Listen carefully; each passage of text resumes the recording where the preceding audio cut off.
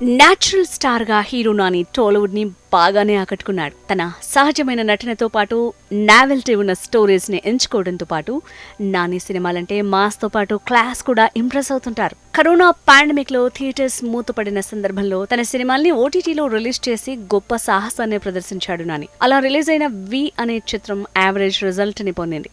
టక్ జగదీష్ మూవీ మంచి ఫలితాన్ని సాధించింది. సినిమా టికెట్స్ ధరల్ని ప్రభుత్వం నిర్ణయించడం, వాటిని ప్రభుత్వమే ఆన్లైన్ లో అమ్మటం కోసం ఆంధ్రప్రదేశ్ ప్రభుత్వం చేస్తున్న ప్రయత్నాన్ని ఇటీవల పవన్ కళ్యాణ్ తీవ్రంగా విమర్శించాడు. పవన్ కళ్యాణ్ ని సమర్థిస్తూ హీరో నాని పెట్టిన ట్వీట్ అప్పట్లో సెన్సేషన్ సృష్టించింది.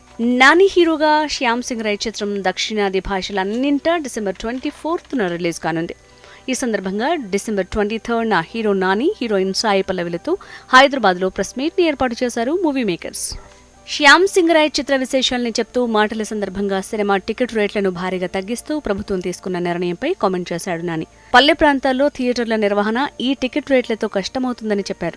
10 మందికి జీతాలిస్తూ థియేటర్ని నిర్వహించే ఎగ్జిబిటర్ కంటే పక్కనున్న కిరాణా షాప్ ఓనర్కే ఆదాయం బాగుంటుందని వ్యాఖ్యానించాడు నాని.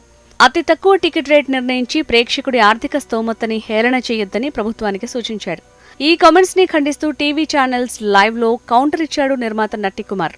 ప్రెస్ మీట్ నిర్వహించి ప్రభుత్వ నిర్ణయాన్ని సమర్థించాడు నట్టి. టికెట్ రేట్లు, సినిమా మార్కెట్ గురించి నానికి ఏం తెలియదని ఎద్దేవా చేశాడు. ఈ విషయమై కోర్టులో కేసు జనవరి 4కు వాయిదా పడిందని, ఇండస్ట్రీ పెద్దలు ప్రభుత్వంతో సంప్రదిస్తున్నారని వెల్లడించాడు. నాని తన కమెంట్స్ ను ఉపసంహరించుకుని ప్రభుత్వానికి క్షమాపణ చెప్పాలని నట్టి డిమాండ్ చేస్తున్నారు. సంచలనంగా మారిన ఈ సంఘటన ఆ తర్వాత ఏ మలుపు తిరుగుతుందో చూడాలి మరి.